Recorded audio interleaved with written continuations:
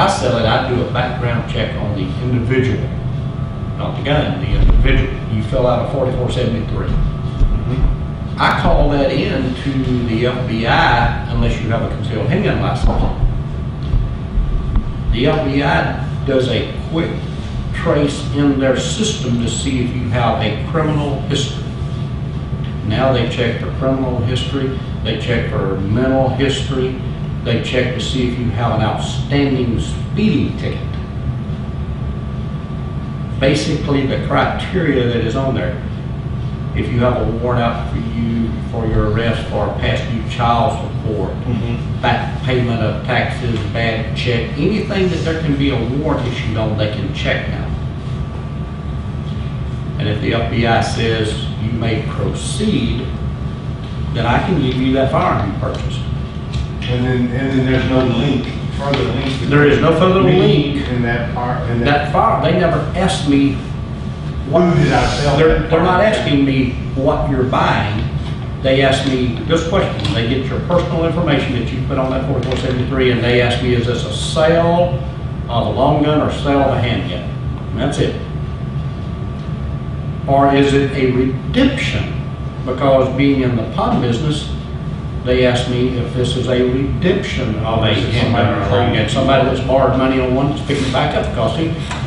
Every now and then I run across somebody surprised that they have to fill out a 4473 to pick up their own gun. I said, no, we've had it over 30 days, and the law says that if you're not in possession of that firearm for 30 days, you have to pass another background check. The law actually states in Texas that if you're not in possession of that firearm within 24 hours, it has to be within the same day for you not to have to fill out a 4473. That's always been the law, though, for 15 years anyway. So, but the background check is on the individual. It's not on the firearm at all. It has nothing to do with it. So, unless that firearm is picked up by law enforcement used in a crime, there is no trace backwards. Okay?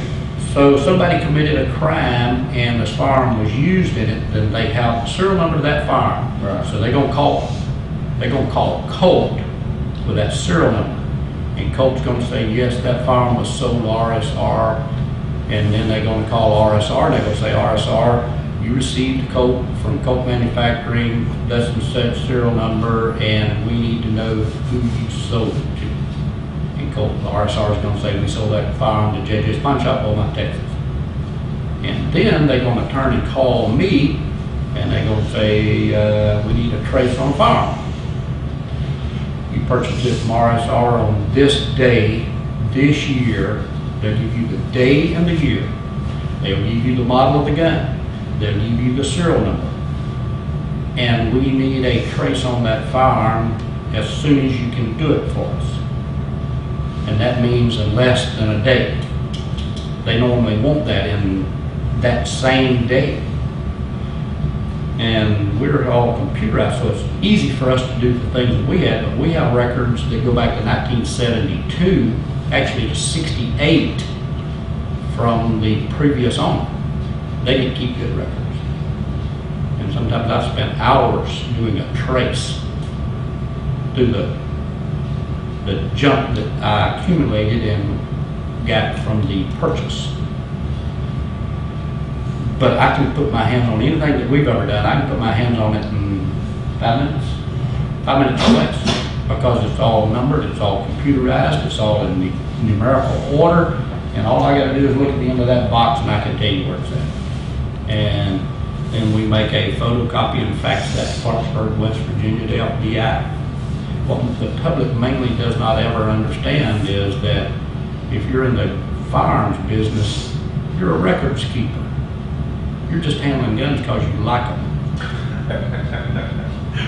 You could come in with $1 million and want to buy $1 million worth of guns, and I was left as a businessman to do that transaction.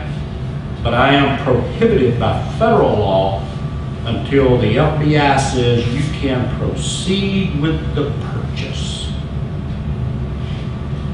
Had a young man this morning denied. He knew he would be denied when he filled out the paperwork. but he had to try it.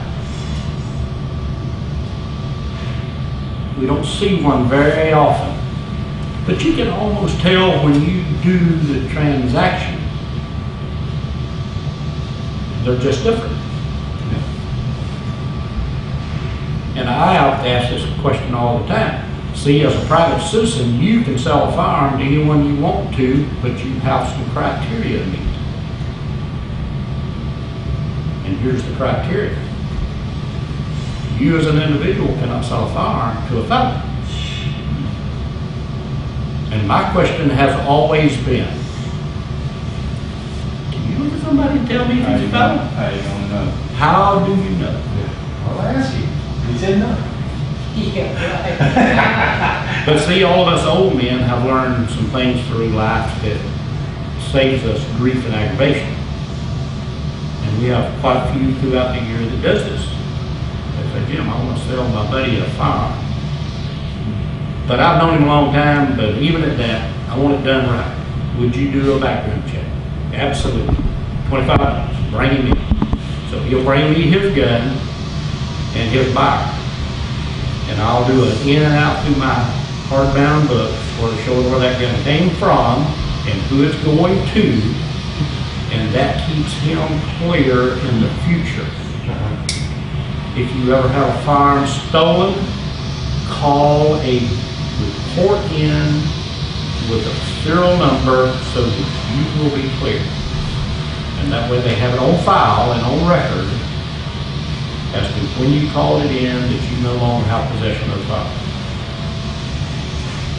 And just call it to the Police department.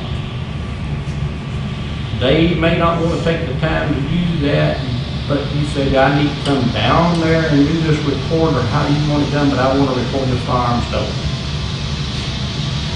I thought someone might have from a police officer. Watch him. Watch them with both eyes, not one.